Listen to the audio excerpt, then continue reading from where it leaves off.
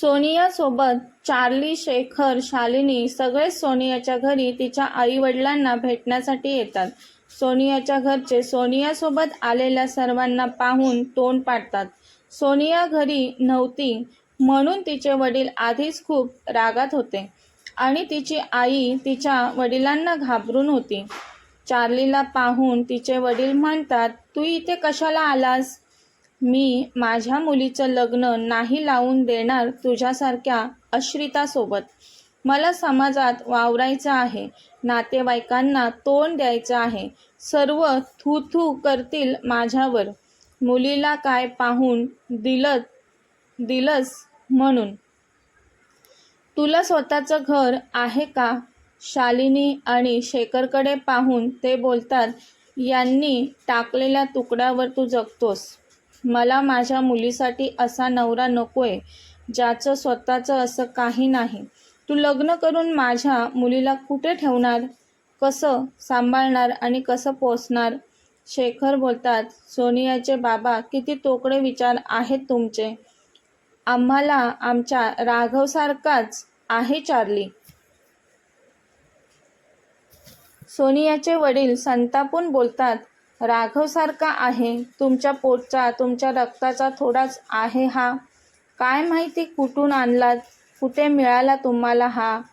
ना आई वडील ना नातेवाईक आहे का कसला पत्ता?" तसा चार्ली रागाने तिथून बाहेर पडतो. "इनफ!" शेखर मोठ्याने ओरडतात. "आम्ही आल्यापासून तुमचा मान ठेवून ऐकून घेतोय, पण तुम्ही वाटेल ते बोलताय, आमचा अपमान करताय. तुम्ही काय म्हणताय? तुमच्या मुलीचं लग्न लावून देणार नाही चार्लीसोबत. आम्हालाच नकोय ही सोयरीक आता. तुमच्या माहितीसाठी सांगतो, माझ्या बिझनेसमध्ये 40% शेअर्स मी चार्लीच्या नावाने केलेत. राघवच्या बिझनेसमध्ये देखील राघवने काही शेअर्स चार्लीच्या नावाने केलेत. आश्रित नाहीये तो, रक्ताचा नसला तरी आमचा मुलगा आहे. चल शालिनी, आपण आपल्या चार्लीसाठी दुसरी मुलगी पाहू." शेखर, शालिनी दोघेही त्यांच्या घराबाहेर पडतात. सोनियाची मात्र या सगळ्यात तारांबळ उडालेली. चार्लीला अडवून झालेलं तिचं. तो नव्हता थांबला, निघून गेलेला. आणि आता शालिनी शेखर यांना जाताना पाहून सोनिया बोलते, "आंटी, अंकल, प्लीज तुम्ही असं रागवू नका. मी चार्लीशिवाय नाही राहू शकत. आंटी, तुम्ही म्हटलेलात आपण काहीतरी करू, मग तुम्ही अशा लगेच निघालात." सोनियाचेच वडील ऐकून घेत नव्हते काही, तर शालिनी काय करणार होत्या? काहीतरी मार्ग निघण्यासाठी संवाद तर नीट व्हायला हवा ना पहिला. "सोनिया बाळा, तुझे वडील काहीच ऐकून घेत नाहीत. मी काहीच नाही करू शकत. सॉरी बाळा." शालिनी यांना सोनियाचं खूपच वाईट वाटत होतं, पण त्या सॉरी बोलून शेखर यांच्या मागे निघून जातात. चार्लीला मनातून खूप दुःख झालेलं, वाईट वाटत होतं, पण तो स्वतःचं दुःख न बोलता घुटकत होता. त्याला माहिती होतं सोनियाचा बाप ऐकणाऱ्यातला नाही. राघवच्या शब्दाला मान देऊन तो आलेला सोनियाच्या घरी तिच्या आई-वडिलांना भेटण्यासाठी. शालिनी शेखर आल्यावर चार्ली कार स्टार्ट करून तिथून निघून जातात. शालिनींना चार्लीचं वाईट वाटत होतं. माहीत होतं त्यांना चार्ली त्याच्या मनातील भाव कधीच बोलून दाखवणार नाही. तो मनातल्या मनात कुढत राहील पण बोलणार नाही. त्या त्याची मनस्थिती समजून आता त्याला काहीच बोलत नाहीत. घरी गेल्यावर त्या राघवला कॉल करून घडलेला सर्व प्रकार सांगतात. राघवने त्याच्या केबिनमध्येच परीसाठी टेबल खुर्चीची अरेंजमेंट केलेली. एकाच केबिनमध्ये बसून काम करणार होते ते दोघे. राघव मॉमशी बोलत असताना त्याचा रागीट झालेला चेहरा पाहून नक्कीच काहीतरी प्रॉब्लेम आहे ते कळलं परीला. पण काय प्रॉब्लेम असेल? विचारू का यांना? नाही, नको. रागवले तर? हे ऑफिस आहे, घर नाही. पण नवऱ्याला त्रासात पाहून तिला शांत बसवेना. ती तिच्या चेअरमधून उठून येतेच आता त्याच्याजवळ आणि हळूच, अहो तुम्ही चिडलात बोलते. तसा तो पटकन तिला त्याच्या मांडीवर ओढतो आणि तिला घट्ट मिठी मारतो. त्याच्या अचानक वागण्याचं कारण तिला काहीच कळत नाही. ती त्याला काही न विचारता फक्त हळूवार त्याच्या केसातून हात फिरवत होती. काही क्षण ते दोघे तसेच एकमेकांच्या मिठीत असतात. तो तिला मिठीतून बाजूला करत बोलतो, परी, चार्ली खूप प्रेम करतो सोनियावर. सोनियाचे आई वडील सोनियाचं लग्न चार्लीसोबत नाही लावणार असं बोलले, तेच सांगायला मॉमने कॉल केलेला. मला जेव्हा कळलं मी तुझ्यावर खूप प्रेम करू लागलोय तेव्हापासून मला तुला एकही क्षण माझ्यापासून दूर करावं वाटत नाही. चार्लीची काय अवस्था असेल समजू शकतो मी. कॉलेजपासून प्रेम आहे त्याचं सोनियावर. तिचे वडील त्याचं प्रेम कधीच ॲक्सेप्ट करणार नाहीत हे माहीत होतं सोनियाला. म्हणून सोनिया चार्लीच्या प्रेमाला होकार देत नव्हती.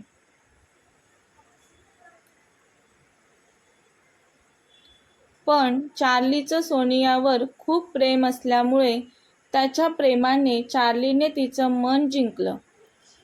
आता तिचे वडील त्यांच्या प्रेमात आडवे येत आहेत. सोडणार नाही मी त्यांना. तो परीला त्याच्या मांडीवरून उठवत रागानेच केबिन बाहेर पडतो. अहो, तुम्ही डोक्यात राग घालून घेऊ नका, परी मागून बोलत होती. पण परीचं बोलणं ऐकायला थांबलाच नव्हता तो तिथे. राघव थेट सोनियाच्या घरी पोहोचतो. तिचे वडील दार उघडतात. राघवला पाहताच, आता तू आलास का? रागाने बोलतात. चिल, इतकी चिडचिड का करताय? सोनियाचे वडील आता दरवाजा राघवच्या तोंडावर बंद करणारच होते तर राघव त्यांच्या नाकावर एक पंच ठेवून देतो. तसे ते जमिनीवर खाली पडतात. घाबरतात त्याला. सोनिया राघव मोठ्याने आवाज देतो. उद्याच चार्ली आणि सोनियाचं लग्न आहे बंगल्यावर. जमलं तर या लग्नाला, म्हणत तो सोनियाला चल माझ्यासोबत बोलतो. सोनिया लगेच निघते राघवसोबत जाण्यासाठी. सोनियाचे वडील म्हणतात, हा काय शहाणपणा लावला आहेस? माझी मुलगी आहे ती. तुमची मुलगी आहे का? तो मिश्किल हसत विचारतो त्यांना. तुमची मुलगी आहे तर मग तिच्या मनाचा विचार कोण करणार? तिचं प्रेम चार्लीवर आहे आणि तुम्ही चाललात तिचं लग्न दुसऱ्या मुलासोबत लावायला. प्रेम एकावर, लग्न दुसऱ्याबरोबर. कशी खुश राहील तुमची मुलगी? तिने जीवाचं बरं वाईट केलं तर त्याला जबाबदार कोण? स्वतःच्या मुलीच्या आयुष्याचा विचार नाही येत का तुमच्या मनात? तिच्या जीवाची पर्वा नाहीये तुम्हाला? तुमच्या बुरसटलेल्या विचारांसाठी तुम्ही तुमच्या मुलीच्या भावनांची कदर करत नाही आहात. सोनियाने काही करून घेतलं तिच्या जीवाचं तर तुमचे नातेवाईक गप्प बसणार आहेत का? तुमचं हास्य व्हायचं ते होणारच. चांगलं झालं तरी लोक हसतात आणि वाईट झालं तरी लोक हसतातच. लोकांची तोंडं नाही बंद करू शकत तुम्ही. तुम्हाला तुमच्या ह्या खोट्या शान, मान, प्रतिष्ठेपुढे ना तिचा आनंद दिसतोय, ना तिचं सुख, ना तिचं प्रेम. उद्या तुम्ही आलात किंवा नाही आलात तरी सोनियाचं लग्न चार्लीसोबत होणारच. ठामपणे सांगतो राघव. एवढा वेळ सोनियाची आई राघवचा राग बघून त्याच्यासमोर हात जोडून उभी असते. सोनियाच्या वडिलांना काही करू नका म्हणून. राघवचा संताप, त्याचा रुद्र अवतार पाहून सोनियाचे वडील घाबरले होते त्याला. राघव घाबरलेल्या सोनियाच्या आईकडे पाहून बोलतो, हे बघा, मी आता जे काही वागलो त्यासाठी सॉरी. तुम्ही या उद्या लग्नाला तुमच्या मुलीच्या. खरंच खूप बरं वाटेल तिला. त्या दोघांचं एकमेकांवर खूप प्रेम आहे. नका येऊ त्यांच्यामध्ये.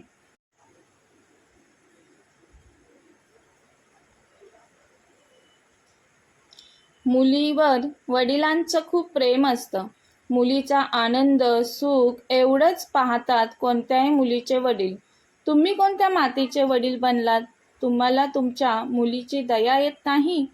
प्रेम आहे की नाही तुमचं तुमच्या मुलीवर? चार्ली तुमच्या सोनियाला कायम आनंदी आणि सुखी ठेवेल.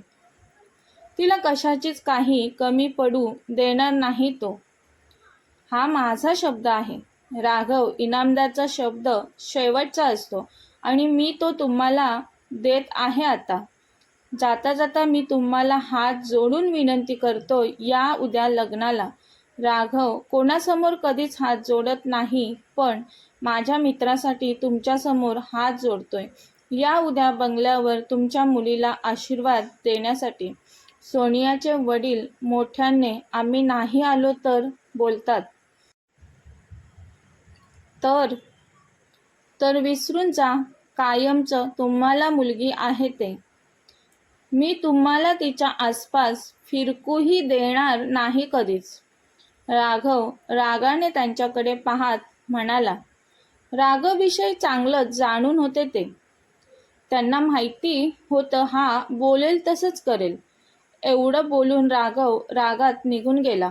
सोनियाचे वडील तो घराबाहेर जात तोपर्यंत त्याच्याकडेच पाहत राहिले. राघव सोनियाला बंगल्यावर सोडून पुन्हा ऑफिसला निघून गेला. आजच्या आज लग्नाची सर्व तयारी झाली पाहिजे. कॉलवर बोलतच तो त्याच्या केबिनमध्ये जातो. परीने ऐकलं त्याचं बोलणं, पण ती शांत बसते. त्याचा कॉल झाल्यावर तो चार्लीला कॉल करतो, चार्ली केबिनमध्ये ये. चार्ली राघवच्या केबिनमध्ये आल्यावर राघव त्याच्या पडलेल्या चेहऱ्याकडे पाहत बोलतो, चार्ली, उद्याच तुझं लग्न आहे. मी केले सर्व अरेंजमेंट. तुला फक्त लग्नाला उभं राहायचं आहे. चल, आपल्याला बंगल्यात जायचं आहे. चार्ली बोलतो, अरे राघव, उद्याच लग्न कसं शक्य आहे? सर्व शक्य आहे, राघव बोलतो. चार्लीला ठाऊक होतं राघव उद्याच लग्न बोलतोय म्हणजे होईलच.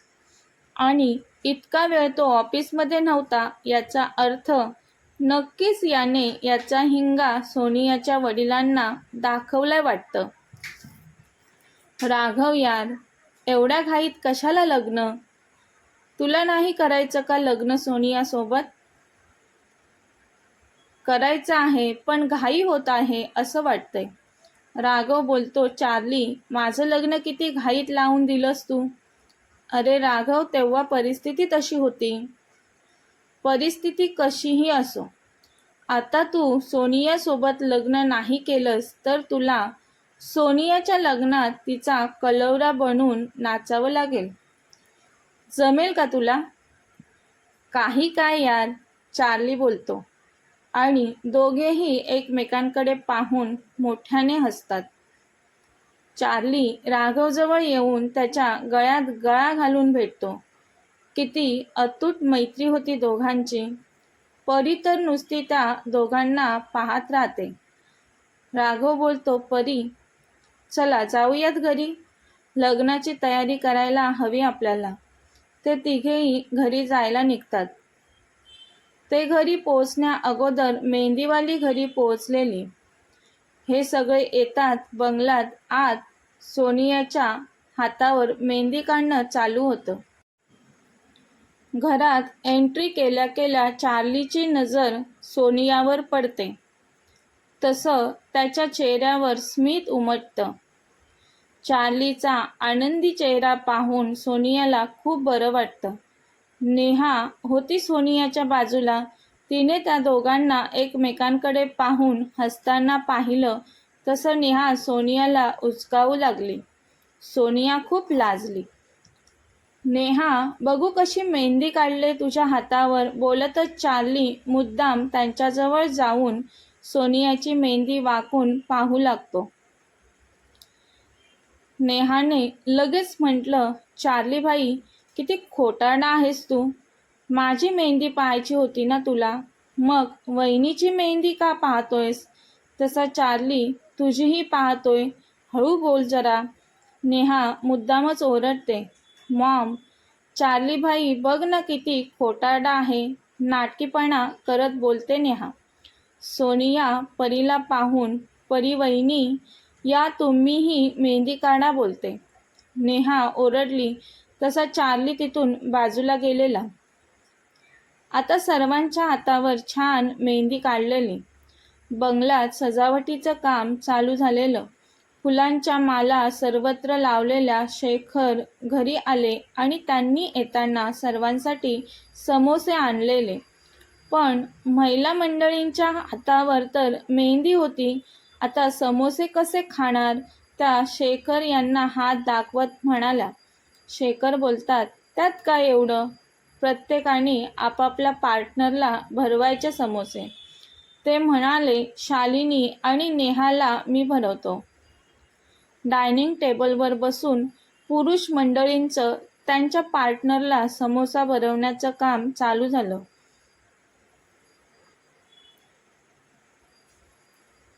जिथे माणसं एकमेकांशी नीट बोलत नव्हती, एकमेकांना नजरेवर सहन करत नव्हती, ते दिवस जाऊन घरात खेळीमेळीचं वातावरण निर्माण झालेलं. नुसत्या 4 भिंतीने घर नाही बनत. घरात राहणाऱ्या माणसांना एकमेकांविषयी जिव्हाळा, प्रेम, आपुलकी असेल तरच घराला खऱ्या अर्थाने घरपण येतं. नाहीतर असतात नुसत्या त्या भिंती. असा विचार करून शालिनी यांना भरून येतं. त्यांचे डोळे पाणावलेले पाहून शेखर बोलतात, काय झालं शालिनी? त्या डोळ्यातील अश्रू पदराआड लपवत बोलतात, काही नाही ओ, हे आनंद अश्रू आहेत. राघव पाहत असतो मॉम डॅडच्या चेहऱ्यावरील आनंद.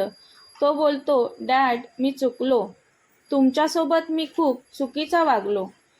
चार्लीचं लग्न झाल्यावर आपण आपल्या पॅलेसवर जाऊयात सर्वजण राहण्यासाठी. राघव डॅडजवळ येऊन त्यांचे पाय धरायला वागतो. अरे अरे राघव, काय करतोस? पाय नको धरूस. शेखर राघवला स्वतःजवळ ओढत गळाभेट घेतात. राघवची पाठ थोपटत बोलतात, मी कधीच रागवलो नव्हतो तुझ्यावर आणि कधी रागवणारही नाही. पण तुझी मॉम रात्र रात्र रडले बेटा तुझ्यासाठी. तिला खूप त्रास व्हायचा, तू तिच्याशी नीट बोलायचा नाहीस म्हणून. तो मॉमकडे वळतो. मॉम, सॉरी, पुन्हा अशी चूक नाही होणार माझ्याकडून. आपली माणसं आपल्याजवळ असणं किती महत्त्वाचं असतं हे कळलंय मला आता. शालिनींच्या हाताला मेहंदी असते, त्यामुळे त्याला जवळ नाही घेत. त्याच त्याच्या छातीवर डोकं ठेवतात काही वेळ. त्यानंतर राघव बोलतो, मॉम डॅड, मी आज प्रॉमिस करतो तुम्हाला, इथून पुढे माझ्याकडून कसलाच काहीच त्रास होणार नाही. आपलं घर असंच आनंदाने भरत राहील कायम, याची काळजी घेईल मी. शालिनी बोलतात, लक्ष्मीसारखी बायको राघव भेटले तुला.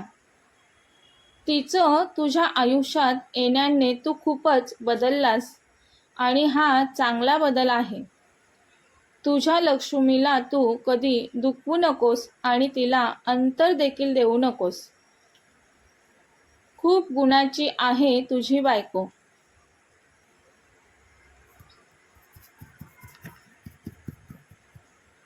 कथेचा पुढील भाग पाहण्यासाठी चॅनलला सबस्क्राईब करा. कथा आवडल्यास लाईक, शेअर आणि कमेंट करायला विसरू नका. कथेचे यापूर्वीचे सर्व एपिसोड प्लेलिस्टमध्ये सेव्ह आहेत. पाहिले नसतील तर कृपया पहा. धन्यवाद.